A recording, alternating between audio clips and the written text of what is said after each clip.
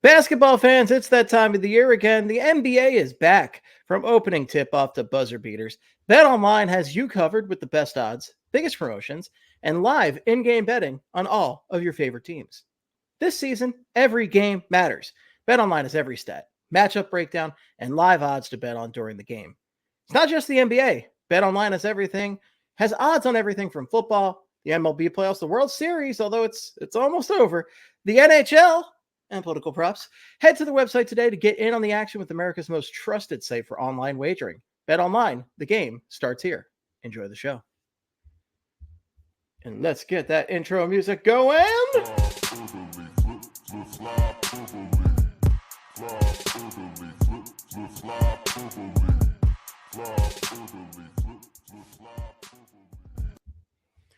Friends, countrymen, Flyers fans, I'm not going to say lend me your ears. I don't know if that's quite the vibe we're going for here. But hey, folks, what's up? Flype, we're back. Hey, and we're talking. We're back. I've had a week. I've had a week. You have had a week, Steve. The puppers over there went and got a very Nick Sealer-esque injury. He was going too hard, doing what he loved, and he hurt his foot. Just a classic Nicky Seals right there. Would it be? I mean, yeah, I guess that would be a Nick Sealer injury, like a what is it? A fractured toe? Fractured toe. That would be a Nick Sealer injury for sure. Yeah. Someone who's blocking some shots. You know what I mean? Oh yeah. I was going to say perhaps maybe even a Jamie Drysdale injury, but he took his to the rod, so little bit different. The rod's no bueno. Yeah, not great. You don't like Not that the toe's very good. The toe sucks, and he's got like a bright red cast on. He's kind of hopping. It sucks. I feel bad for the puppers over there, but we'll get him back on his feet before we know it, just like Nicky Seals got back on his feet. There we go. Yeah. There we go. And I guess we could just start talking about the Philadelphia Flyers and all of their mystery. Yeah, we're jumping right in. We're jumping right in because why not this week? And listen, it's been a long week. It's been a week since, or is that more of a bare naked ladies that I would bring up there? Yeah, that's a good point. Yeah, it's been one week since the dog got hurt. See, that's perfect. That's excellent. Yeah. Yeah. And has it been exactly 1 week since he got hurt, Steve? No, it's been 2 days. He got hurt Monday. Oh, well, fuck. He got hurt Monday, and then I went to the vet yesterday, and then today I just kind of got to. I worked. And what happened on the way home from the vet? We got a pet Uber, and much like a late night Uber home from the bar, which by the way, I love that pet Ubers exist. I didn't know that was a thing. It is a thing. It's good 90% of the time, but 10% of the time you get somebody who I don't know if they knew what they signed up for, and you're bringing a 65-pound dog in, and they're going, "What is this?" And I'm like, "Yeah, like what do you it says right here, your pet Uber." Yeah. I don't know what to tell you, but you messed up. I think you messed up.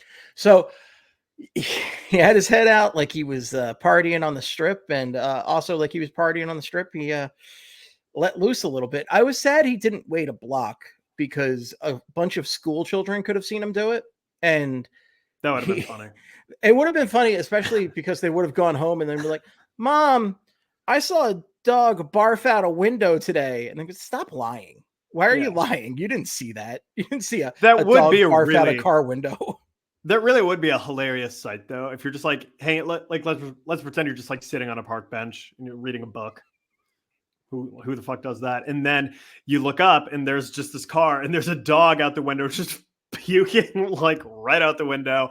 Like that's very human-like behavior, and it makes sense. That makes sense that it's Brucey doing that because he's a very human-like dog. He is my dog, after all, and who hasn't? I've had my share of nights getting sick in taxis or Ubers. Yeah. Oh yeah.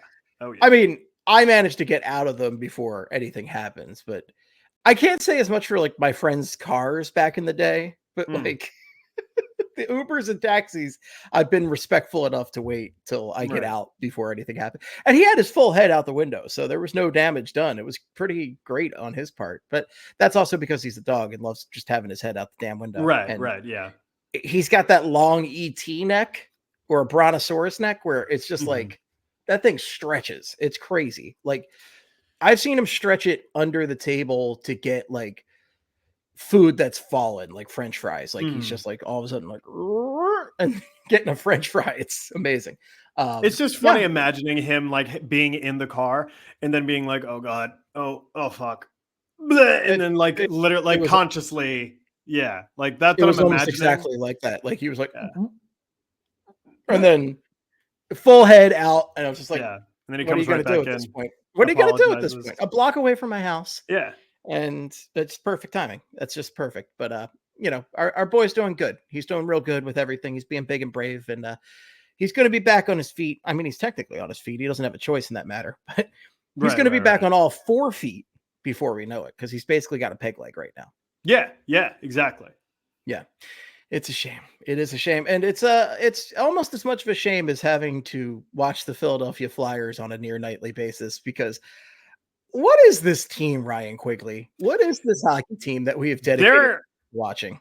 They're interesting. They've had a weird week because they come out on Tuesday and they play, on Saturday, and they play a objectively bad team, the Montreal Canadiens. Like, they're not good. I think we can agree. They're not exactly a good team. No. And they play horrendously for 58 minutes. Like, really bad. They were horrible. And then those last like 2 minutes of the third period, they just became like, you know, an all-star team. And they're just like pumping shots on net. They're scoring. Like Travis Sanheim gets his second goal of the game. Seconds later, Travis Konechny gets in the Travi, you know, that Travi to Travi, you know, connection. And all of a sudden we got a 4-3 game. And you're thinking, oh my God, is this going to be one of those like really fun, miraculous Flyers wins? And no, it wasn't. But like it was close, and it got interesting at the end. And that's kind of like, you know, I mean, I guess that's a good sign, but the game overall was horrible. And after the game, Scott Laughton comes out. He's like, we've been so disconnected, this and that. Like, just like they were super dejected after that game. Yeah, I would have been too, because like that was a game where, again, they played like shit. They were absolutely horrible. I was falling asleep watching that game. It was just like it was the worst hockey game I've seen. Yeah. Yeah. And against a bad team. I mean, Montreal's defense has not been good. It's a team that their star players, I mean, Cole Caulfield's objectively pretty awesome. He's awesome. Yeah. He was at least tied for the league lead in goals during that game. I don't know what it is currently, but like he's objectively great. I like Nick Suzuki, but he shouldn't be he's like Travis Konechny, right? Like he shouldn't be your star player, but like he's very good. I'd welcome him on my team in a heartbeat. Right. They have a lot of guys like that where like they're not necessarily like studs, but like they have guys that I'd like on my team. Like if you combine the Canadiens and the Flyers into one team, you might have a pretty okay hockey team right there. But well, they still wouldn't have any centers though. Yeah. Well, and that's obviously one of the main issues with this Flyers team right now is just zero center. Well, I guess they got a couple centers, but Coots is a center, and Coots is a center. Coots is one of those guys who you're getting inconsistent performances out of, because like Coots in that Wild game, he had a hat trick. He was a king. Yeah, he was great. He was a king in the North over there. He was just standing in the crease, making grown-ass man plays. That freaking goal where he made his own rebound and put it in. Right. Oh, man. It was great. That's vintage Coots. That's vintage Coots, but that's also like, that brings up like the 90s hockey fan in me and makes him feel special inside. Because like that's some John LeClair shit. That's even some Wayne Simmons shit. Like Wayne Simmons would do that kind of stuff where Wayne Simmons, I mean, that's one of the things they miss on this team, is having a guy like Simmer who will get to the dirty areas in front of the crease, screen the goaltender, deflect pucks, piss guys off. You know, if Couturier could do some more of that stuff, that would be great. Obviously, you worry about his back in those scenarios, but to see him do that in the Wild game, and we had talked, I think, on the last episode about Konechny, Couturier, and Mishkov together, and how that line, when it clicks, can be really special. And that's how I felt it was going in that Wild game. And the numbers show it, because I don't have them in front of me, but Couturier had a hat trick. I think Travis Konechny had like 4 or 5 points in that game. They combined, that line combined for 12 points. That's some Legion of Doom stuff right there. Yeah, it is. It's awesome. Now, granted, Mishkov only had 2 points. Right. Now, granted, Mishkov has been scoreless the last 2 games. We'll get to that a little bit more later, I'm sure. But I'm shaking my boots. Yeah. But like, that Wild game, they got the offense going, right? Yeah. That's good. The Montreal game, objectively horrible. It was just a dreadful, ghastly game by the Flyers. And, you could look at that and say, well, it was the second half of a back-to-back, which, listen, that's valid. But they were home. You're at home. It's the Canadians. What is it with the Flyers and just losing to the Canadians? Like, it was the same thing at the end of last season. Remember? I think you and I were actually together for this game, Steve. It was Flyers Habs when late in the season, I think in April, they're trying to make the playoffs, and they got beat by Montreal. And at that time, like, the Flyers were very much in position for the playoffs, and that's when they were kind of spiraling out of control late in the season. They lose to the Canadians again Saturday, and it's just like Sunday. And it's just like, what's going on here? And again, they were on the second half of a back-to-back, so maybe that has something to do with it. But like, still, you want to see a better effort against a bad Montreal team. Granted, they came back on Tuesday, and they played arguably.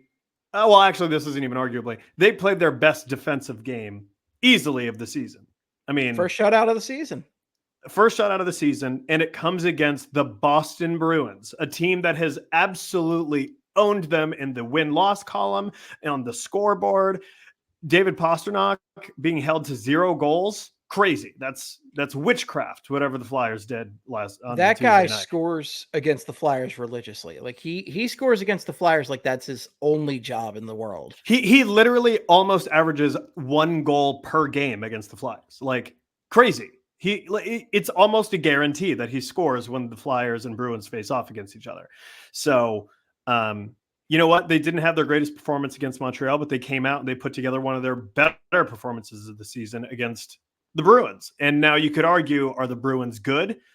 I think the jury's still out on that, because like, they don't look very good, Steve. They don't look amazing. They don't look amazing. Well, but the problem, like, the thing about the Bruins is, like, while they don't look good, that's a team that, like, they have a legitimate superstar in David Pastrnak. Right. So you always have to worry about Pasta. And Brad Marchand, like, his best days are behind him for sure. Yeah. But like, the guy, especially with his injuries and stuff like that, like, yeah, he's definitely seen better days for sure. But he's still good. He's still a guy that, can make you pay. And he's a guy that you do have to watch out for. So, like, they have talent on the team. Coyle's good. Like, they have good players. Of course, they were also playing against, Korpisalo, who's been horseshit for the Boston Bruins. And that's being generous. He's been horrible. Yeah. He was good last night on Tuesday night. He was good last night, but the Flyers are very good at making bad goaltenders look good. Yeah. They made Caden Primo look amazing, and Caden Primo had horseshit numbers going into that game too. Sorry, Keith. Yeah. No, I mean, it's true. And, Korpisalo, I would say I thought he had a very good game because he was making like those brilliant, like, flashy saves. You know what I mean? The saves that they're going to show on the highlight reels, there's like Hasek-like saves. He looked incredible. If that was your first time watching the Bruins, you're looking at the goalie thinking, who the hell is that? Like, that guy's sick. They replaced Linus Ullmark with just another stud. Who would have thought? Unbelievable.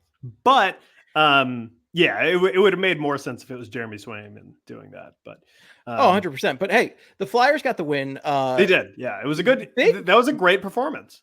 Let's talk real quick about that Tyson Forrester goal, because that was a thing that one guy you definitely have needed some more offense out of this season is Forrester. And that was an awesome goal from him, where he took 2 shot attempts, which was awesome because he's one of those guys that, like, you were on the verge of getting to say shoot with, because like, he's got such a good shot. And for that first shot attempt, I love that he took it. He didn't hit with it, but I love that he took it.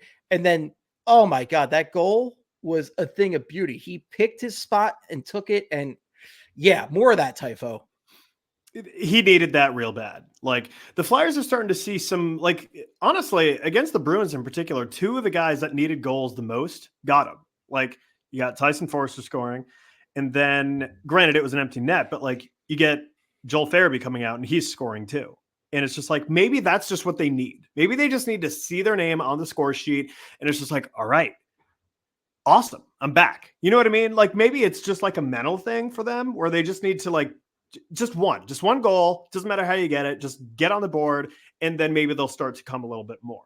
And for Forster, he even said it during during like an intermission interview. I think it was with NBC Sports Philly. He basically said like, yeah, man, like I'm just throwing everything I can at the net, like whatever I can. I'm just throwing it on, and I've been needing to do that.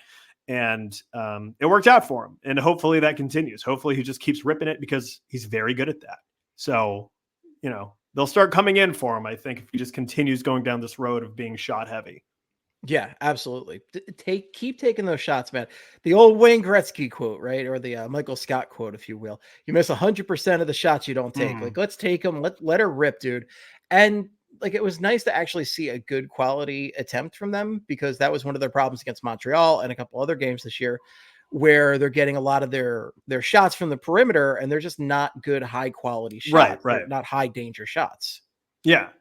Yeah, no, like, it's sometimes it feels like the Flyers are trying to make like that pretty play, like the perfect play. And sometimes that doesn't exist. You just need to throw it on net and see what the hell happens. Like, hopefully there's a guy, by the goalie near the crease. They clean up the mess in front and then they score a goal. Like sometimes you have to score those dirty goals. So yeah, like players like Forster, like, listen, if you got a good shot, you take that shot. Make like an alcoholic and take those shots, Tyson. Like, get out there. Yeah, be like an alcoholic. Maybe like, let's see. Let's get on the wagon here. Let's be like a heavy binge drinker and not necessarily an alcoholic. You need to get some help, my friend. But yeah, well, the big thing is like learn some lessons from Matvei Michkov, because again, he hasn't scored in 2 games. I'm not losing my mind over that shit. But like Michkov, a lot of his success comes from finding those sneaky opportunities. And by the way, you're going to get that Michigan, my friend.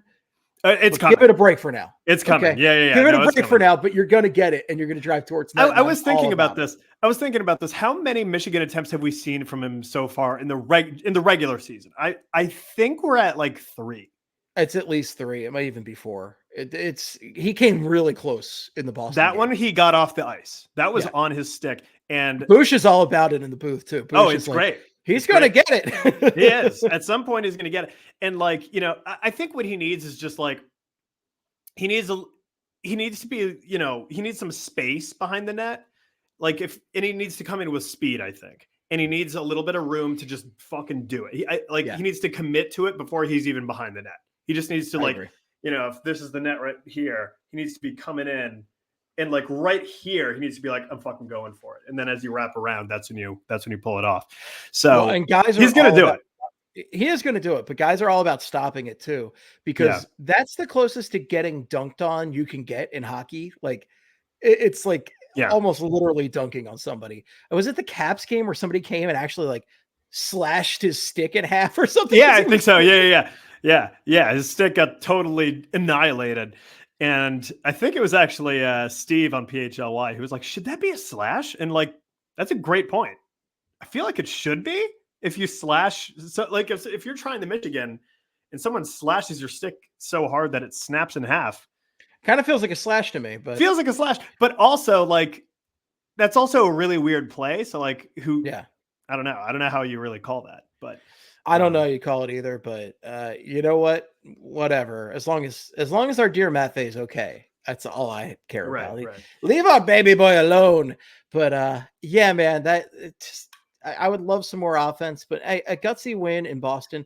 I will say though, so overall, great game from Sam Ersson. He gets the shutout, which is awesome.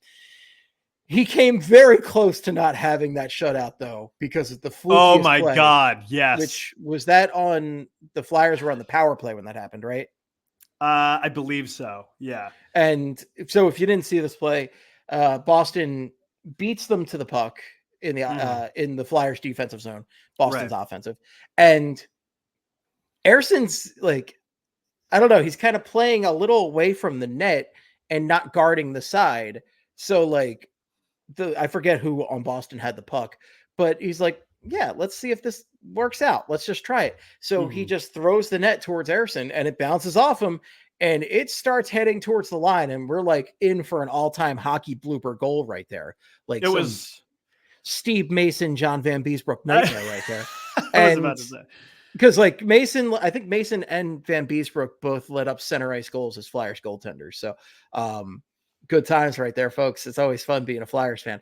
But this puck was just like in slow motion heading to the line. And then all of a sudden you see the net come off its moorings and you're like, oh my God, are they going to count this goal? But thankfully, upon replay, somehow Sam Ersson, the son of Ayers, stopped the puck with his mental abilities or whatever, and it did not actually cross over the line, and he got on top of it before the net came off its moorings. And I mean, that was the difference maker right there. That was like as close as Boston came to scoring in that game.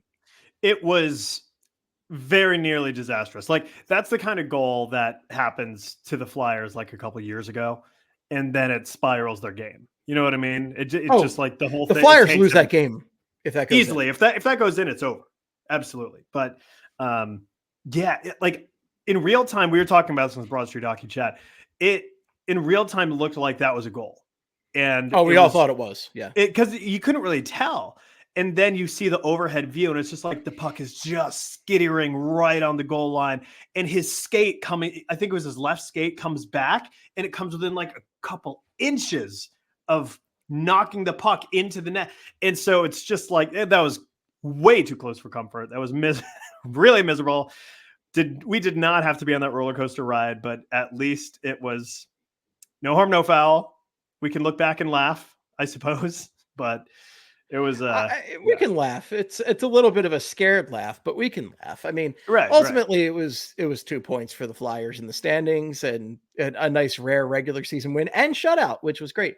And it's great for Sam Ersson because Ersson had been involved in that Wild game, which was just like a complete shit show shootout right there. Just back and forth, like great hockey to watch, mind you. Like as fun as it gets. Like that was a fun ass game to watch. Probably the most fun I've had all season.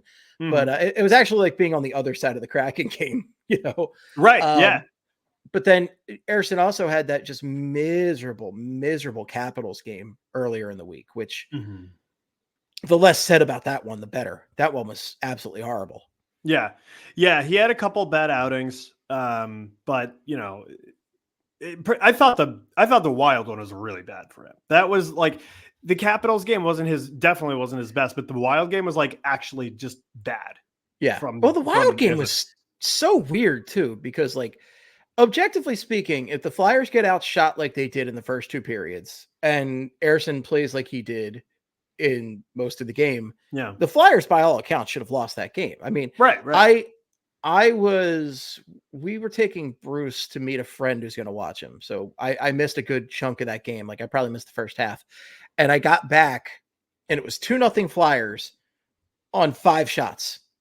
And I was like, what the hell? Yeah. I didn't understand what the hell I was looking at. And they scored those 2. Was it the first 5 minutes of the game or something like that? Like the first 2 minutes, like a few, like I think it was like 2 or 3 minutes into the game. They took a 2-0 lead.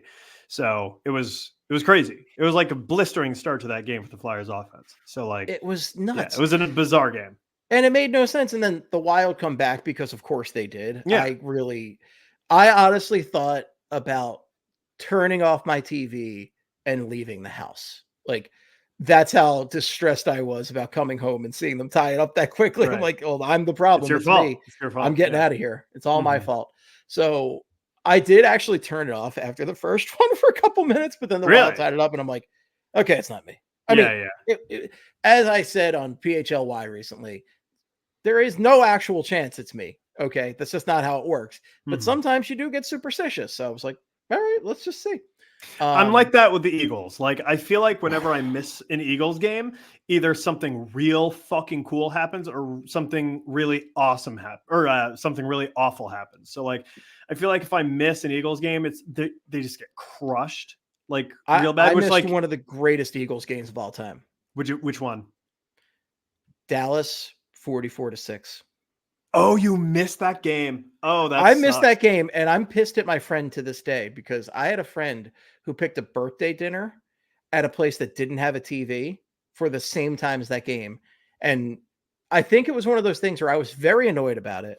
Yeah. But then you like had to do it. Well, the thing was, like, I had to do it. It was one of my good friends. And the other thing was, going into that game, the hopes for the Eagles making the playoffs were not high. Like, we thought there's not a chance in hell they're making the playoffs. Yeah, because they needed help They needed a lot of help. I think the Raiders needed to win, and then someone else needed to win. I can't remember exactly what it was.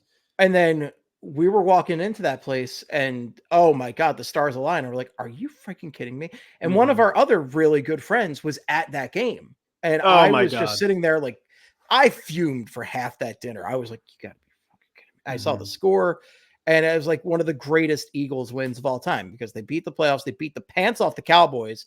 Oh, I was mad. So it was amazing. If you ever feel bad about missing an Eagles game, I probably missed like a top fiver. So I might actually have you beat on this one. Oh, wow. So a Super Bowl. Yeah, really. The game I missed, I'll never forget it. It was the 2010 season, and we were driving to the mountains, a little mountain resort called Massanutten, which is in the mountains in fucking Virginia. Massanutten? Massanutten. That's what it's called. Oh, you're weird ass name. Matt, you stupid. Yeah. So basically, oh, sorry. I have the name. Brain of a 13-year-old. So, like, you know, I pick out all the keywords there. Nutting the masses. Yeah. That's what it is. So basically, that's the name of the episode right there. I'm not getting away with that. Apple Podcast. That's a big thumbs down. They won't accept Canadian birthday suit. They ain't accept nutting the masses. Oh, no, not at all. So we're at that point, I think I was like a sophomore in high school, or like a junior. I can't remember where I was. I think I was a sophomore in high school at the time. Oh, and younger than me. My mom, I had just gotten my like driver's license, and the drive from my parents' house to the mountains was like 2 hours, and I was like, can I like drive myself to the mountains because the Eagles play at 1? And my mom was like, no, that's too far a drive for you. Like, we don't want you like driving that far yet. You just got your license. And I was like, this is fucking bullshit. Why? This is so stupid. I hate you, Mom. I hate you. And then, so like I basically caved, and I was like, fine, I'll miss the Eagles game and I'll drive with you guys in the car. And I tried listening to the game on the radio, but all they had was like the Ravens game and like the Redskins game at the time. And so like, obviously I couldn't hear what was going on until the very end. I didn't know what was going on in the Eagles game. All I knew was that they were getting crushed. Like, you know, I think it was like 28-3 or something like that. And the only other update I heard was they did like a score, like, you know, update in the football game that I was listening to.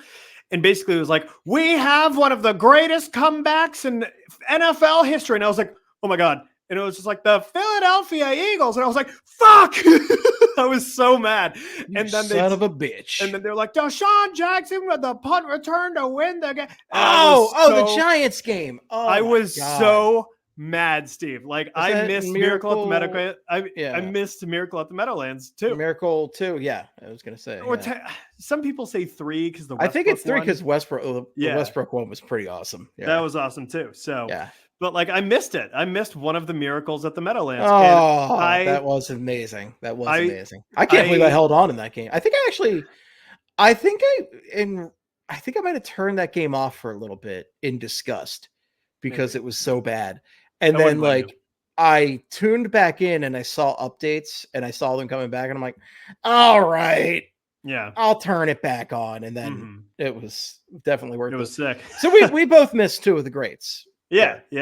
Okay. So even if it's just like an awful game, I always just keep it on. I suffer through the whole thing. It's Red Zone has changed my habit on that because when it's an awful game, I'll turn on Red Zone because I'll still get the update if they're coming back, but like I don't have to necessarily suffer through. Yeah, you don't have to watch. Yeah, like all the other shit. Yeah, exactly. Red Zone is just one of the greatest creations in human history, right there. But yeah, we've had a nice little intervention about the Philadelphia Eagles. Go Birds! Beat the pants off the Bengals. Love that. But let's get back to our Philadelphia Hockey Flyers. Who? Yeah, how do we even do that? I don't know. We always do. I don't know how we got on that. Yeah, whatever. That's the Steve Chico effect, Yeah. When I'm hosting, I just let things go whatever way, and then when I show up on like a show hosted by like Bill Matz, I'm just like, yes, friend, let's talk about what you want to talk about. I will comment on this and shut up. Mm-hmm. Yeah, it's my show. I'm like, let's get chaotic. It's fun. Yeah, it's fun being on the other side of it sometimes. Yeah, it is fun being on the other side. I've enjoyed being on the other side of it, but there's a reason I still host the show, because I genuinely love it. You're good. I thank you. I appreciate that. But I love the chaos. I love the weirdness. I'm all about that. I mean, the background is Fred Durst, Gritty, and Claude Giroux for a reason. Yeah. And so one of the things I wanted to bring up was the goaltending situation is getting a little weird here. Jason McNeil on Broad Street Hockey tried to say it was the weirdest in Flyers history, and I said, my friend, I don't know about that. They had a season where 8 goaltenders played. This is not the case. This is not at all. That's crazy. Yeah. It's weird though. It is definitely weird, and it's only going to get weirder because right now they have 3 goaltenders, which never happens. It's very strange. And so Aleksei Kolosov made his NHL debut. Is it strange? Because they did it just last year. But like, they have 3. For the Flyers, it's not strange. But they have 3 active goaltenders right now. But didn't they last year too? Because Sandstrom was like on the roster. He carried 3 goalies for like the whole first quarter of the season. Right, but part of that was because the sword of Damocles was hanging over their head for a certain player. And I think it's weirder now because there's so much nebulousness with the backup, where you've got 2 guys from the KHL that have come over here. One of them just had like a big weird hissy fit that we still don't know the full details on. Yeah, it's still very mercurial about like that whole situation. It really is. And then like there may or may not be a Halloween deadline. I don't friggin' know. Mm-hmm. And then the other guy was basically kidnapped by the Russian government and held hostage for like a year and a half until he was brought over. So like, it's weird. Like, it's a very freaky situation. But do you think Aleksei Kolosov's rumored Halloween deadline is due to the fact that he might be a werewolf? Because you look at him, he has lots of hair, Steve. He does have a lot and of hair. I don't know if this is true or not. I'm not going to bother to Google this. There's going to be a full moon on Halloween this year, which again, more than likely that is not true, but I'm saying it is fact. I feel like we just had a full moon. I don't think that's the case at all. So if that, considering there's going to be a full moon on Halloween, like according to me, that means that Aleksei Kolosov is going to turn into a werewolf. So maybe that's what's going on here. Okay, I buy that. Sure. We'll have to find out. Does he have any silver around him? Because if he has silver on, then he can't be a werewolf. Yeah, I have not seen any silver. Yeah. So as a silver goalie mask, actually it's a very generic. Wait, tender mask. I thought silver was a vampire thing. It's both, I believe. Is it both? But because you could. But garlic, garlic also. Garlic is all vampire. All vampire. Okay. Werewolves. Silver bullet kills a werewolf. Really? Okay. Yeah. This is my monster trivia with Steve Chico here. Hey, right. you know the cryptids, and I know the famous monsters. Yeah. So right now it is a weird situation because like you got Kolosov here and like he's dressing. Ivan Fedotov is not dressing for these games right now. He is dressing for success though, because he looked very smooth. He looked tidy. He looked tidy. He didn't look happy, but he looked tidy. Yeah, he looked a little sad, but he looked a little sad, and he should be. You should look sad. Yeah, you should look sad. But it's also his fault because he just was terrible. Like he's playing bad. We talked about it. That was some of the worst goaltending we've ever seen. Just flat out. Yeah. So I do want to bring this up. So I can't remember who tweeted this. I think it may have been Jordan Hall from NBC Sports Philadelphia who tweeted this. Basically, if it wasn't him, I apologize if it was from someone else, but they basically tweeted like part of the issue with Fedotov is that he doesn't like playing behind a defense that blocks shots a lot because it fucks with him. Like it keeps him from being able to track the puck as well.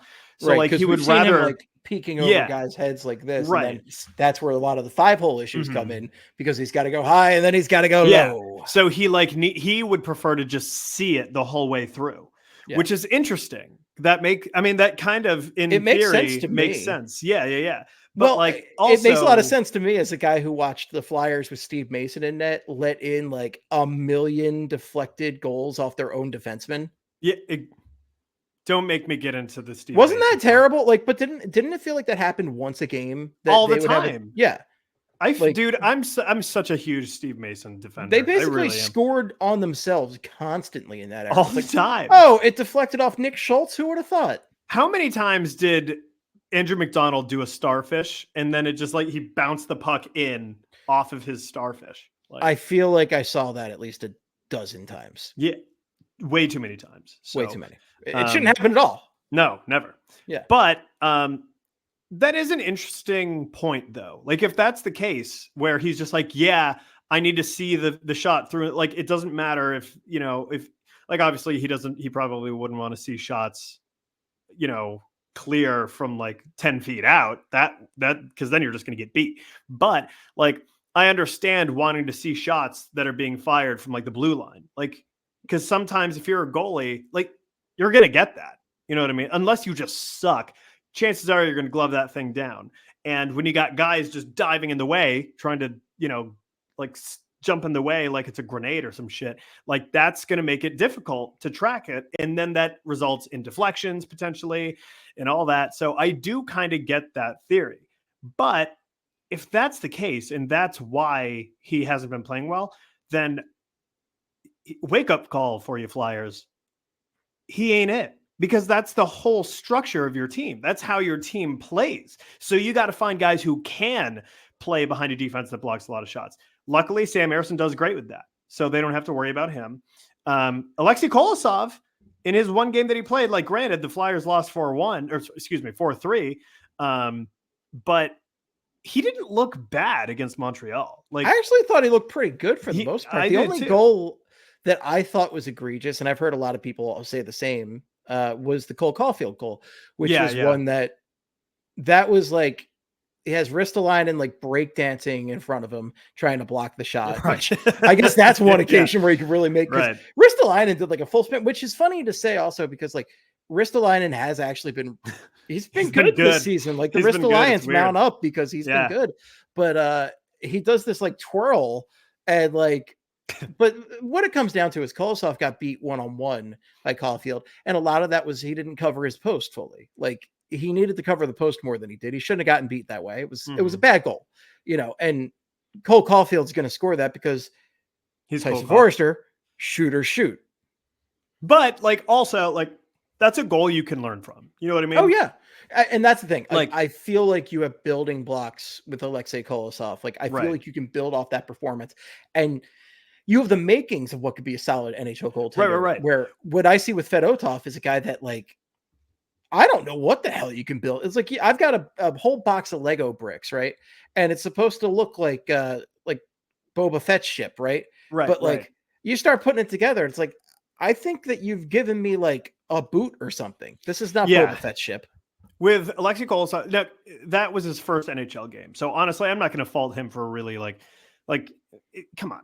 Like you're rookie, it's your first NHL game. Like you're probably not going to win. Let's be realistic here. But can we also talk about that fluke fourth goal? Because that was a weird goal. Yeah, Brendan Gallagher makes like what looks like an incredible pass. I was like, oh my god, who made that pass? And it turned out Brendan Gallagher did it by accident because his stick shattered. Yeah. It just became this majestic like magic puck that goes to the side of the net, and it's a wide open net. Like it's just ridiculous. But yeah, like. Kolosov's not going to beat that because like it was weird puck. as hell. Yeah, it was a magical play. Magic puck. But like the thing with Kolosov is that like he has shown the makings of a potentially good goalie. It would seem, and now granted, this is just one game, so like absolutely microscopic sample size, but like from what we can tell, it seems like he just needs some polishing in order to be a semi-reasonable backup goalie at this point. Who knows, maybe he could be more than that. With Ivan Fedotov, the issue is that he too, I think, could be a good NHL goalie. But the problem with him, if this rumor is true of him not preferring playing behind defenses that block a lot of shots, is there you don't polish that. You completely change the entire makeup of your team and the entire structure and the entire way you play the game. And that's not going to happen. Like if it comes down to John Tortorella versus Ivan Fedotov, guess who's not winning that battle? It's Ivan Fedotov. No. Not a chance. Torto would rather get kicked in the head by his horse again than give in to that. Exactly. Yeah. So, well, and also, like, you have Nick Seeler on that defense, right? And Nick Seeler is his whole game. He is a shot blocking Terminator. Yeah. His whole programming is just to block shots. Like he will block shots no matter what. So you're not changing the way he plays. And the defense at this point has been trained to play that way. They have been trained to block shots. That's their whole MO. You're 100% right. They're not changing. And that might be even more evidence then, if that's the case, to move on from Fedotov in whatever way you have to. Right. Be it the Phantoms, be it, I don't know what team wants to trade for that. And that's another interesting thing about this is like, we don't know how this is going to go. Like, we don't know if they're going to send him down to Lehigh Valley. We don't know if they're going to keep him and then send Kolosov to the KHL. Like, we don't know what the hell's going to happen. We don't know if Kolosov's going to get sent back down to Lehigh Valley and stay there. Like there's so much mystery around this like goaltending core right now. It's really, really interesting. And that's why I think this is such a unique situation. It's not, again, it's not as crazy as an 8 goaltender in one season situation, but it's intriguing and it's definitely weird. And I don't know if I'm here for it, but it makes interesting podcast topics. So we got that going for us. Well, listen, like if Kolosov comes in the next time he plays and he plays well, and he looked more the same as he did in his first game. And instead of giving up 4 goals and, allowing that leaky goal by Cole Caulfield and not having a magic bucket by him, and the Flyers win 3-2, like one would think that would completely change the landscape of the Flyers goaltending situation, right? Like, I would think so. Well, and it's an interesting situation this week too, because the Flyers don't have back-to-backs like they have the past couple of weeks. So there's not a clear-cut situation. So realistically, Sam Ersson could start the next 2 games. And the next game tonight when you're listening to this likely, is the Halloween game against the St. Louis Blues, which is a game that the Blues are not a great team on paper, but they've played a little above board. Like they played better than you expected to this point in the season. But it's a team that if you're looking to start your backup goaltender, I would rather start them against St. Louis Blues than the Boston Bruins. Right. Yeah. So you could potentially see either Fedotov or Kolosov in that game. If you asked me, if I'm Danny Briere and you ask me right now on the spot, tell me who's the backup goaltender for the rest of the season, I'm saying Kolosov without a doubt, because I just think you can work with him in a way you can't with Fedotov. And Fedotov, I know you signed him to a decent contract for 2 years. Look, at the end of the day, you have to do what is right for your team and what is right for your team to compete. We know this is not a team that's winning the Stanley Cup this year, but it's a team that wants to win. It's a young team that I think it's beneficial for them to be competitive every night. And we've already seen some bumpy games where they're not competitive, and I don't like the potential habits it could be building up in them. And this is a situation where you really do have to do what's best for the immediate team. And look, also, there's also the fact that Kolosov's just younger. Kolosov's younger. That's a guy you could build with. That's a guy who, if Sam Ersson doesn't work out, and frankly, I think Sam Ersson is a starting NHL goaltender right now. But Kolosov's also a guy you could work on as a potential other starting goaltender or trade fodder down the line. There's a lot of stuff that can happen, but it just feels like you can work with one guy and you can't with the other. Yeah, no, I agree. I absolutely agree. I do want to see a little bit more Kolosov first before, making any wild decisions here. Because again, like if you can't base it off one game. Yeah. If he plays about as well as he did in his first game for the next, his next couple outings that he presumably will get, then that's good. That's really good. I think that's totally acceptable as a backup goalie. But if he comes out in his second game and he's real bad, like Fedotov level bad, then it's just like, all right, well, you know what? Let's just let's stick with Fedotov, I guess. You know what I mean? Yeah. Like, so you send him back to the KHL where he wants to go, let him develop a little bit more there, then we'll revisit everything. But I might cry if he's Fedotov level bad in his next start.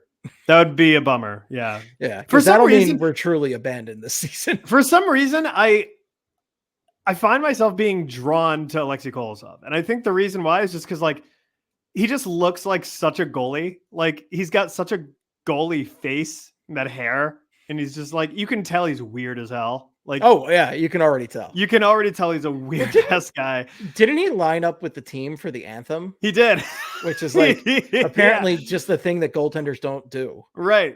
Yeah, like whenever they do the the national anthems during the Stanley Cup final, they always have like the camera guy on the ice, and he goes up to each player. And when they do player introductions and all that, and the goalie's never like, he's always just standing in his own crease, just looking down or whatever. Yeah, and then, doing that little goalie shuffle. Yeah. But he was just standing there, just looking around, literally just looking around, like, oh, hell yeah, yeah. Like, it was so funny. It was funny. So, yeah, no, you're right. He definitely has. He's so weird. Yeah, he's definitely weird. One other thing I'd like to talk about Flyers based right now is our boy Cam York, who we were big fans of. Unfortunately, is missing some time with an injury right now. It sucks. A couple interesting things come out of it, though. Number one, we're seeing time with Rasmus Ristolainen on the top pairing, and outside of that breakdancing competition he entered, he's looked pretty good. I don't know if we're necessarily getting our $5 million man, but we might be getting a $3.54 million man, and I'm okay with that. Like, if he's, again, a serviceable defenseman, that's way better than what we got at the start of his time in Philadelphia when Chuck Fletcher overpaid for him. Like, he looked like garbage when the Flyers first got him, and I ironically coined his fan base the Wrist Alliance, but like, I don't know. Like, he's not necessarily shoving guys across the ice and through the glass like I want him to, but he is using his physicality more, and he's making smart plays. And like, do you think, based on what you're seeing right now, he could potentially actually be like a top pair defenseman for this team? I mean, he quite literally is a top pair defenseman for this team right now because he has to be. But like, he literally can't be Jamie Drysdale the way he's playing. Yeah, it can't be him. You need Jamie Drysdale handcuffed to Nick Seeler, because Nick Seeler has to be playing all the defense on that pairing. Right. And it can't be Zamola, because Zamola's look terrible. He's not good. Can't be Eric Johnson because he's old. He's a skeleton. Yeah. Can't be Emil Andrae. You know, like, I was going to talk about in a minute, because Emil Andre's had a cup of coffee at this point. It can't be Nick Seeler. No, like, can't be Nick Seeler. I mean, I guess you could, but like, that would be dumb. So it would be dumb. I think Nick Seeler's great where he is. I think Nick Seeler's a perfect like second pair guy for this team. The only fit for that first pair defenseman without Cam York would be Rasmus Ristolainen. Yeah. And to his credit, he's been playing real good. Like, he's not going to be like, I know earlier on in his career, he's more of an offensive guy. Totally flipped the script. Now he's like a defense first guy, and he's using his body. He's using his physicality to break plays up and like kind of separate guys from the puck. And it's been great. He's been legitimately good. Is he worth $5 million? Is he worth his contract? Still no. The answer will always be no. The answer always be no. But like, he's playing well. And that, honestly, that top pairing with him and Sanheim so far has been so good. Like, really good. It's been really good. I'm happy to see it, because like, it might sound like I was rooting against the guy. I was more rooting against signing him to that contract, because the contract was nuts. But like, it wasn't. I'm happy. It was never Ristolainen we were mad at. Everyone was always mad at Chuck Fletcher. That's what. Absolutely. Yeah. Ristolainen seems like a quality dude from all. From everything I've seen. I'm happy that he's actually like playing to some of the level that he can, and it's great to see, and it's something that the team really needs right now, because without Cam York in there, you do need help wherever you can get it. And it's so interesting that I would say a year ago, definitely, or probably a year ago, but definitely 2 years ago, they wouldn't have even entertained this thought, because like there were times where he should have been on the top pairing because they were down so hard, and they wouldn't even put him there because they didn't trust him. So that says a lot right there about his evolution. Yeah. I mean, we've seen how many defensemen have completely just taken on new heights with the Flyers over the last couple of years? Like we've seen Sanheim. Sanheim's playing the best hockey of his career. Yeah. Rasmus Ristolainen, he's playing the best hockey of his career. Cam York, he's playing incredible. Look at Nick Seeler wasn't in the NHL 2 years ago. Nick Seeler went from last year me griping about his contract to going like, this team needs Nick Seeler. Yeah, like Nick Seeler is an important player. It's crazy. Like it's wild. So like it's wild. Brad Shaw doing God's work. I made a joke on Twitter, like he deserves some sort of award for what he's done with Rasmus Ristolainen. He's just been so good. That's like a lifetime achievement aword right there. Yeah, it is. I swear to God. So yeah, friend of the show, Brad Shaw, love you, bud. Ristolainen's been great, and it's encouraging to see because now, like when Cam York goes down, you're looking at the guys behind him, and you're like, oh. Sweet baby Jesus, this is going to go so poorly. Yeah. And immediately, here comes Risto, and he's stepping right in. He hit the ground full stride, and he's been really good. He's been really good. It's a surprise, but a welcome one. Yeah. It's been really good. Yeah, exactly. So the other guy though that had to step in there is Emil Andrae, who got called up again, but this time he's actually gotten a chance to play. Yeah, he's actually playing now. He stepped in for Igor Zamula, which Zamula we talked about this, I think last week. He was playing horrible. Like somebody hit the disconnect button on his PS controller when he went to the bench in that one game. Yeah. So Torts came out and he took the fall for that. So basically, and for those who don't know, in the Capitals game where the Flyers were like kind of coming back, they pulled the goalie late in the game. And as soon as the goalie got to the bench, basically they were trying to break out of the defensive zone and, get a rush going the other way. And I believe it was Jamie Drysdale, like fed like a pass to Igor Zamula, who was standing near their bench. And literally as Drysdale's like sending the puck to Zamula just turns around and goes to the bench. And so it was like one of those things like you're screaming at your TV, like what is going on? He just turns around, and then Owen Tippett's standing next to him, and he doesn't know what the hell to do because he's like, do I fucking touch the puck? Like we're gonna get a too many men penalty if I touch it. Like what do I do? So he was confused, and then I believe it was Pierre-Luc Dubois just comes in, scoops up the puck, and he scores an empty netter. And it was like the most like Dumb and Dumber, like Beavis and Butthead type shit ever. And it was just so embarrassing. And rightfully after the game, everyone was freaking out about Zamula because it looked like he was just like, oh, I'm going to go to the bench now. And turns out, I believe it was the next day, John Tortorella came out and he was like, listen, I just want to say immediately before we go any further, blame me for that line change because I was screaming at Zamula to get to the bench. So really, that's on tech. I guess it's on Torts. We did say that's a coaching thing too when it happened. Yeah, we did. And good on Tortsy for coming out and doing the Andy Reid. Got to do a better job on that front. Yeah. But regardless, Zamula got to do a better job. Time shorts. But Zamula was playing terrible anyway. He's been bad. That. Yeah. He's been it's bad. Not even just that.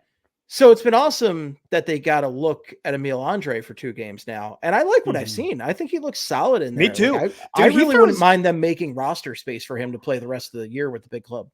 He's a little pistol. Like he is a little his pistol. Body. He's throwing his, he's what, you know what? He's the noisy cricket. That's what he is. He's like, he's throwing his body around. He's making hits. He made that nice hip check the other night. Is that a Men in Black reference? Is that the tiny gun? The tiny gun that destroys the tiny everything? gun that destroys everything. That's a good pull right there. I'm proud of you right there. So he's the noisy cricket. So like noisy cricket. He comes out and he that on a t-shirt. He like plasters the guy along the boards with a nice hip check. And then he against the Bruins, he like kind of gets into it with I can't remember who I can't remember who it is either. Like it's some guy like I'm not familiar with. Oh, it's a guy whose last name it's to start with a P. Yeah, it's pronounced differently than how it's spelled. But yeah, I don't can't know. remember how it's said. But they got together. Got into it. They got into it. They're like laying on top of each other wrestling, and then the other guy like starts getting up, and Emil Andrae, while he's still on the ice, just fucking punches him in the face. It was awesome. Oh man! And then they're going at it. They're going after each other. Andrae was going to get the only penalty on that play. Yeah. And he actually drew the Bruin into a matching penalty on that. Yes, he did. Yeah. Which you love to see it. I love the piss and vinegar, and I love that he drew the penalty too. Mm-hmm. So and then he got his first career NHL point. He had the primary assist. He had the primary assist on that Forrester goal. So I think I like Emil Andrae. Yeah, and he's playing on the power play, the second power play unit, which is good because he is a legitimate like two-way defenseman. So like I love that. I think he has serious potential offensively. I think he's still got a lot to learn offensively, like as an NHL player, but I think that'll come to him. I think they just got to give him a little bit of time. Like listen, we saw how he was in the preseason. Like people were arguing, like, should he make this team? And I mean, if it wasn't for Zamula, like, because I feel like he like has to be on the team because of the whole Russian factor. Let's pretend Igor Zamula was like, I don't know, Czech. Dude's off the team. He's off the team, honestly, right? At this point, the way that Matvei's speaking to the rest of the team already, like he seems to already have communication with them. Yeah, like, he is speaking hockey with these guys. So like, I don't know. And Torts also made some comments like it's not fair to Zamula that he's got to do the translation stuff too. Here's the thing. Comcast has very deep pockets. They could just hire a translator to be his best friend. Okay. Make sure it's not a guy that came from Shohei Ohtani's camp over there. Yeah, really. The guy who embezzled all his money and gambled it away. But like, I think you can find a nice quality guy at Comcast to be Matvei Michkov's best friend and translator that can just hang out all the time. Let me ask you this, Steve. So, and this is me like tinfoil hatting. I don't actually believe this. I'm just trying to. Do I need to get the tinfoil out of the drawer? I'm just trying to stir the pot a little bit here. Matvei Michkov has been held pointless the last 2 games. Who was not in the lineup the last 2 games? Is Igor Zamula? Is Igor Zamula the straw that stirs the Matvei Michkov drink, Steve? I guess the only question you have. So I don't think he's the straw that stirs the drink, but he might be helping the drink understand what's going on.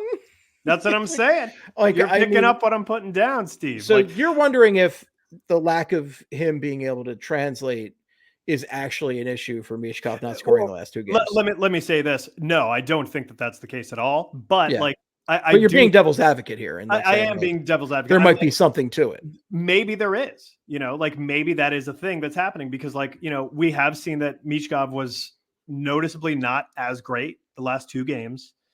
And, now granted, he was still noticeable against the Bruins. Like he literally tried to Michigan. Like we saw him set up Travis Konechny for like that pretty goal from behind the goal line or play from behind the goal line. He made a nice quick pass to Konechny. Konechny wasn't even ready for it. He was not ready for it. Not at all. But it's just so we're still seeing him make plays. But again, this is just me throwing it out there. What if foil hat on the 2, it's, the 2 games that you could say were Michkov's least impressive were the Montreal and Boston games.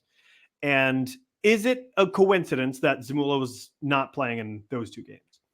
I don't think it's that big a deal that Zamula's not playing at all. I really don't think they're related in any way, shape, or form. But people could argue that there is a connection there some way, somehow. It's certainly something that you could write a paper about at a graduate level if you were so inclined. Yeah. I'm sure. Yeah. I mean, I'm not buying that too much, but I might buy it a little. Right. You could talk me into it, but I am hesitant to buy into it.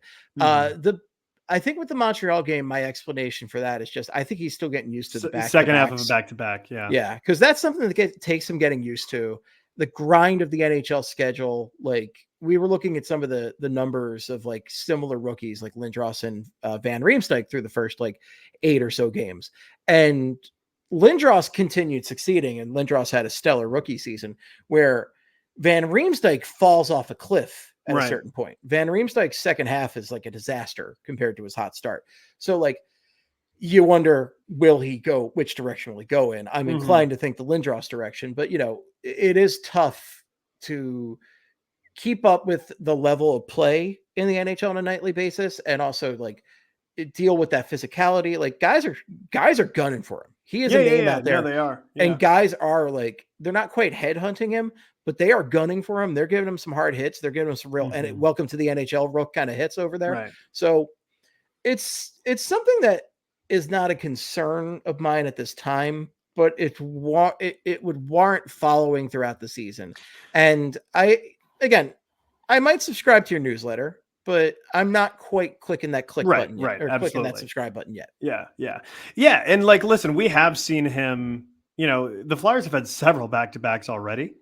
He hasn't exactly looked unbelievable in all of those back-to-backs. You know what I mean? Yeah. Like I think, and we saw in the preseason too, and John Tortorella made a comment about that, about how he looks a little winded after hard days. So like, maybe that's just all that it is, but you do want to see him. If this turns into like, 7, 8, 9 games without a point, then it's like, that's not cool. That's not great. But like, I feel like he has enough talent. I feel like he has enough skill, and I think he's smart enough and good enough that these little, spurts of being held scoreless, I think they're going to be held to a minimum. I think he's good enough that he'll figure his shit out. Matt Vay's smart enough, good enough, and gosh darn it, people like him. Now, so I think we've hit the Flyers talk portion of the show down. So a couple off-topic things, then we can head out because we're hitting the hour mark right now, and we're both tired as hell. And we just want to hit on this stuff before we go. So this first thing I want to bring up, and I have a disclaimer beforehand. We are not making this topic. This is not political. This comes from a political thing, but it happened to air during the Flyers game. It has Flyers relevant topic. But I will say this: get your ass out and vote on Tuesday. Okay, it's very important. Get yourself out and vote on Tuesday the 5th. Kanye for president. Oh my God, never. That go vote. You want to talk about brain worms? Kanye's got brain worms over there. Vote. Go vote. So okay. So during one of the recent Flyers games, there was a Kamala Harris ad that was just like, it was basically like an Eagles hype video of an ad. It was pretty weird. And one of the clips that shows in this video is the Ray Emery Braden Holtby fight, which I thought was the person who put this together, I think must not know the history of that fight. Right. Because like, this was such a bonkers clip for me as a Flyers fan to have there, because like, so there might the whole commercial is very unhinged. Like it's unhinged. They say fuck like 3 times in this ad. Like it's weird. Crazy. But like the most unhinged thing, if you're a Flyers fan, is this clip, because if you don't follow the Flyers that close and you just see a goalie fight clip in there, you're just like, all right, they just threw some fighting in. And I'm pretty sure that's the people putting it together, just like, oh, this is a cool clip. But if you know the Flyers, and if you're not familiar with this, I'll give you a little background on this. The clip is from a game, I believe. Is it like 2012, 13? Or maybe it's 2014, 14. 13, 14. Yeah. Playoff, or it wasn't a playoff series, but it was around that time. It was the Capitals and the Flyers had a game. Capitals beat the shit out of the Flyers in this game. They just beat the pants off them. It was terrible. It was like 7-0. There's like a line brawl towards the end of the game. And Ray Emery, who was known for his nickname Razor and his amazingly big temper, also his terrible knees, Ray Emery decides, I want in on this fight, and I'm going to go fight the other goaltender. The other goaltender in this case was Braden Holtby, who is not known for his fighting prowess or his temper. He runs from the fight. Like Braden Holtby wants no part of this. Yeah. And Ray Emery basically drags. That's assault. He basically assaulted Braden Holtby in this. He fight. Did. Like he went up to him.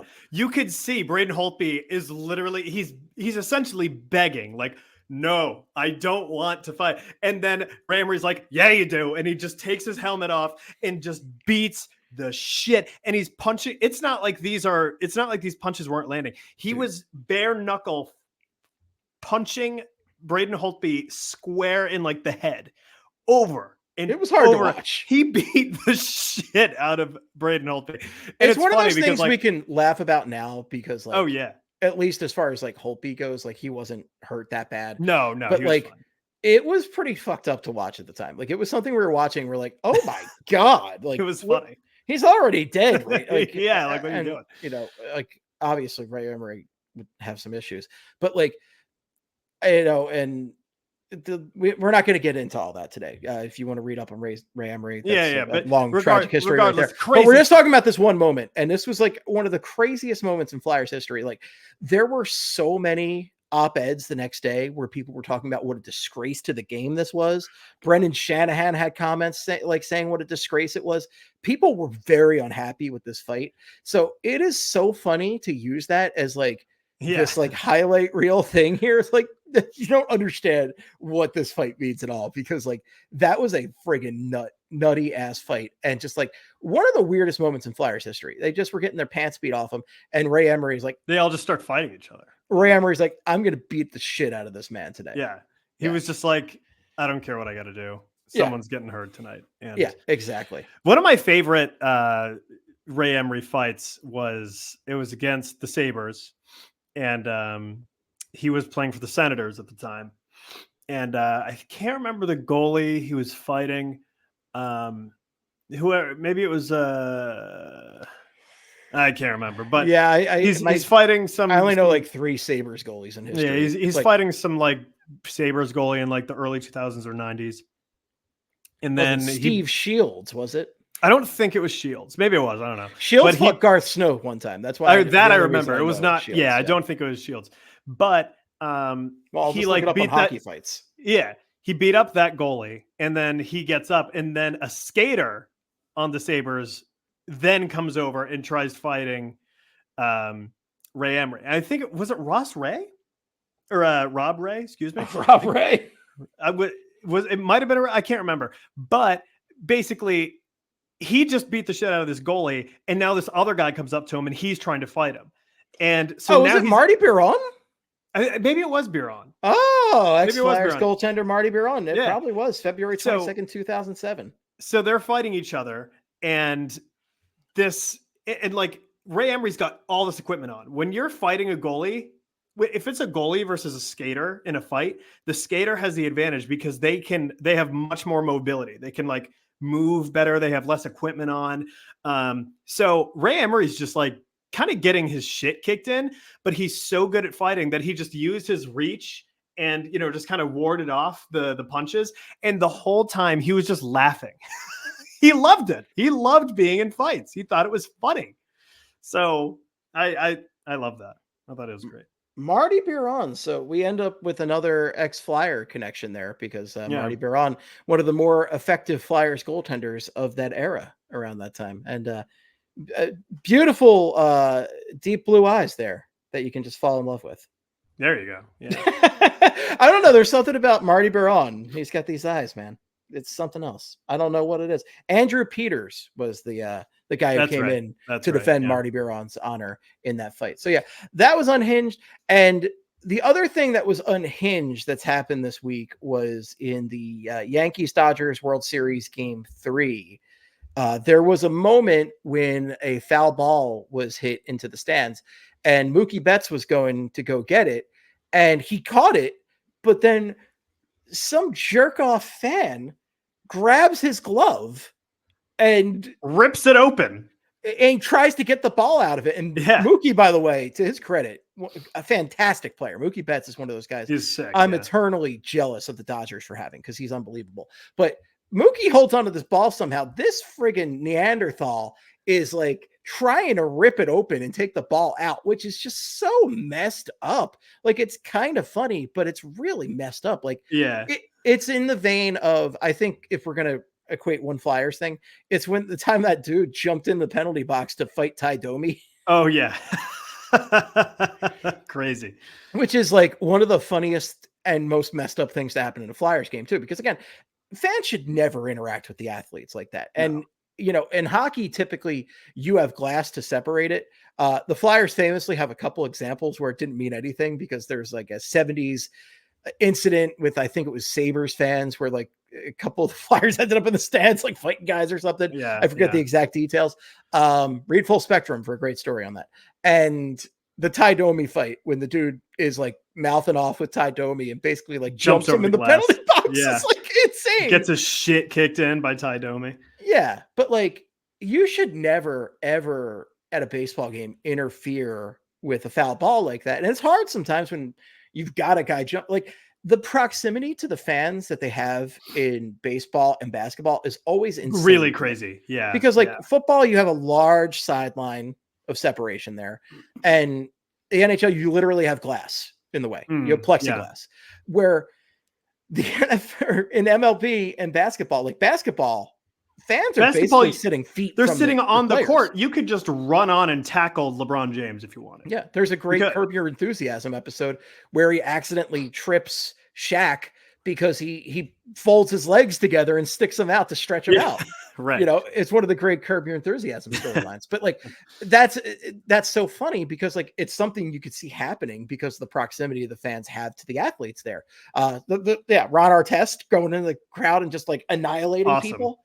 Amazing. It's one of the craziest things that's ever happened in sports. So it's honestly a miracle this stuff doesn't happen more often. And to have this like 4K slow-mo footage of this just goon trying to get the ball out, it's simultaneously like, it's scary because like the athletes shouldn't have to put up with this and nobody should ever do this. But it's also kind of funny because this guy just looks like the biggest, dumbest New York mook you've ever seen. He looks really stupid, yeah. He looks really dumb, and he followed it up by all these bar pictures afterwards. But like, he's like, like he's trying, like he's a kid trying to get to like an Easter basket or something like that. Right. It was so a lot of what was being asked on Twitter after all that was like, is that assault? I say no. I wouldn't say it's assault because is it acceptable? Got hurt. It's not acceptable. Not acceptable. Absolutely not acceptable. Never acceptable. Also not assault. Well, what happened against Ty Domi is actually assault. Even though Ty Domi is a guy who, A, deserved it because he sucked. I hated that guy's guts. But B, also was a known fighter. Like, if you or I decided, even today probably, to go try and fight Ty Domi at random, like, you could get him like 10 beers deep and try to go after him. And he'd probably still knock our block off like that. Yeah. Like it would be nothing. So like, you know, if you're trying to pull the Jay Rosehill triathlon and catch him off guard, it's not going to happen. But I hadn't mentioned the Jay Rosehill triathlon in a while. It's been a minute. Jay Rosehill. But yeah, you should never do it. But it's not assault because like, is it fucked up? Yes. Should he be banned from every MLB stadium for the rest of the time? Yeah. Absolutely. But like I should never be allowed in. To me, it wasn't like it was this, planned out thing where it's like, I'm gonna fucking rip off his glove and I'm gonna break his hand and like stuff like that. Like that's he didn't hurt him. He wasn't trying to hurt him. Yeah, he was just a jackass. Like, he was just being stupid. It was a jackass thing, but he wasn't trying to hurt Mookie Betts in that case. Right. Yeah. But considering Mookie Betts was not hurt or anything like that, I think if he was fucking hilarious. I was gonna say it's hilarious. If he was trying to hurt him, that's one thing. He wasn't trying to hurt him. I don't think he was trying to interfere with the play. Oh yeah, absolutely. He was really messed up. Like that's something that like you have to, again, that guy was probably like 20 beers deep. Like, I don't think that guy was in his right mental space, but regardless, like that's not something that should happen. It's a little funny though, just because of the look on the guy's face. I thought it was funny as hell. Real, like it really did. Real dipshit move right there. Yeah, it was a really shitty thing to do, which is dipshit of the week. Yeah, I thought it was. Fun. ESPN is not making it any better because they're like doing a story on the guy and writing a whole feature on him. I'm like, why are you giving him any attention? Like, yeah, don't give him shit. Yeah, leave him alone. And you've already got the New York Post to do stuff like that. Let's let the Post be the Post. Yeah, the rag exactly. It is. Yeah. So the worst. Crazy. The crazy stuff right there. All right, folks, we got to head out of here. It's been a long one and it's been a good one, but we're having a lot of fun and it's time to go before I get more momentum and go for another hour like the old days. But we do thank you for listening. We love and appreciate you all. Please subscribe to Broad Street Hockey for all of your tangy hockey tent and also for your tangy cheesesteak tent. Jason Polinsky recently updated his cheesesteak ranking article, which is one of our favorites on the site, one of our most clicked upon for good reason. Jason's done his research. Jason knows his steaks. So please go check out the latest. He added one that you and I have both had to the list. Very good. Del Rossi's, which is over in, I believe, Northern Liberties is technically where it's at. Yeah. Del Rossi's changed their cheesesteak up recently though, and it's really good. So Justified, I've already had it a second time since I got it the first Me time. too. Me too.